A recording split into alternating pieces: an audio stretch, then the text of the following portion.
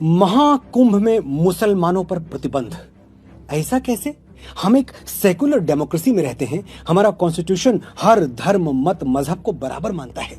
मुसलमानों को कुंभ आने से रोकना गलत है, अनडेमोक्रेटिक है, अनकॉन्स्टिट्यूशनल है, राइट विंग की दादागिरी है। अरे भाई रुको जरा, सब्र करो, पूरी बात तो समझ लो, फिर सही और गलत का जजमेंट देना। मैं सिर्फ 5 सवाल पूछूंगा, अगर एक का भी जवाब हां में आ गया तो मैं खुद सरकार को चिट्ठी लिखूंगा कि सभी मुसलमान भाइयों बहनों को आदर के साथ कुंभ में आने दिया जाए। मेरे सवाल सुनो। क्या इस्लाम मूर्ति पूजा में विश्वास करता है? समुद्र मंथन से निकला हुआ अमृत प्रयागराज में छलक गया था, क्या इस थ्योरी को मुसलमान मानते हैं? क्या गंगा यमुना सरस्वती के त्रिवेणी संगम का इस्लामिक लिटरेचर में कोई महत्व है? क्या मुसलमान मानते हैं कि नागा साधुओं के दर्शन से जन्मों के पाप कट जाते हैं? मकर संक्रांति और मौनी अमावस्या का कोई जिक्र क्या इस्लाम में है? 5 सवाल, एक जवाब नहीं। तो फिर मेरे भाई, तुम्हारे लिए कुंभ एक पिकनिक स्पॉट से ज्यादा कोई वैल्यू नहीं रखता, और तुम्हारी ये पिकनिक हमारे लिए 12 वर्षों की लंबी प्रतीक्षा है। उम्र की ढलान पर खड़े हमारे बड़े बुजुर्गों की प्रार्थना है, जो भगवान के सामने हाथ जोड़कर रोज यही दोहराते रहे, प्रभु बड़ा भरपूर जीवन दिया तुमने, बस कुछ दिन और जी लेने दो, अपनी आंखों से अंतिम बार महाकुंभ देख लें, मकर संक्रांति का गंगा स्नान कर लें, फिर हंसते हंसते तुम्हारे चरणों में आ जाएंगे। चाहते क्या हो तुम?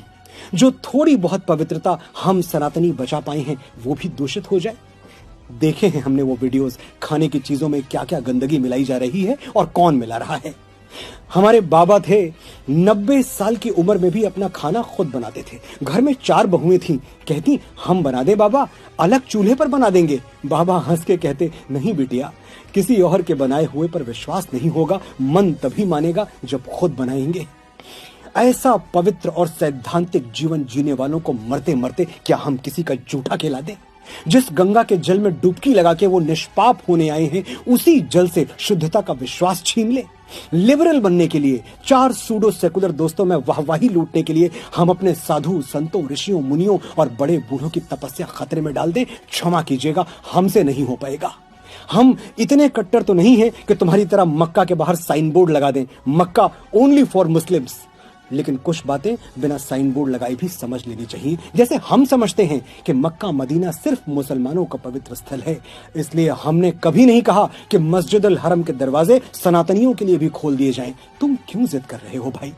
और तुम्हारी जिद हमारे बच्चों को मिसगाइड कर रही है, एक पूरी पीढ़ी गुमराह हो रही है। 33 कोटि देवी देवता हैं हमारे पास, लेकिन हम चादर चढ़ाने दरगाह पहुंच जाते हैं। हमारे डीएनए में गलत डेटा ट्रांसमिट कर दिया गया है। शिवलिंग पर जल चढ़ाना मतलब अंधविश्वास, सुपरस्टिशन, और दरगाहों पर चादर चढ़ाना मतलब एब्सोल्यूट साइंस।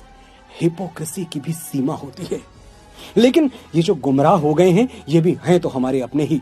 हम इनको तब तक समझाएंगे जब तक ये समझ नहीं जाएंगे। और तुम सिर्फ 45 दिन रुक जाओ मेरे भाई, 13 जनवरी से 26 फरवरी तक। फिर कौन रोक रहा है तुम्हें, और तुम कहां रोकने से मानोगे? हर साल रामनवमी, दशहरा, दुर्गा पूजा हम हाथ जोड़ के विनती करते हैं, हमारी शोभा यात्राएं अपने इलाके से शांति पूर्वक निकल जाने दो। तुम कहां मानते हो? तुम्हारी छतें पत्थर उगलने लगती हैं। लेकिन महाकुंभ दुर्लभ है, ये अवसर हमें अगले 12 साल तक नहीं मिलेगा, इसलिए ना हम कोई चांस लेंगे और ना किसी की सेकुलर बकवास सुनेंगे। सनातन की सुरक्षा सिर्फ हमारे साधु संतों की जिम्मेदारी नहीं है। हम 100 करोड़ हिंदू सनातन के सिपाही हैं, और हम सिपाहियों ने प्रतिज्ञा ली है 45 दिनों तक तुम्हें त्रिवेणी संगम पर पांव नहीं रखने देंगे। हमारी प्रतिज्ञा का मान रख लो, वरना ये तो जानते ही हो कि अगर हम छत्रपति शिवाजी महाराज के वंशजों ने अपने जुड़े हुए हाथ खोल दिए तो औरंगजेबों को भागने के लिए जमीन कम पड़ जाएगी। सोया हुआ सनातन चैतन्य है, सजग है। वो वक्त कुछ अलग था, ये वक्त कुछ अलग है। जय महाकुंभ, जय संत समाज, हर हर महादेव।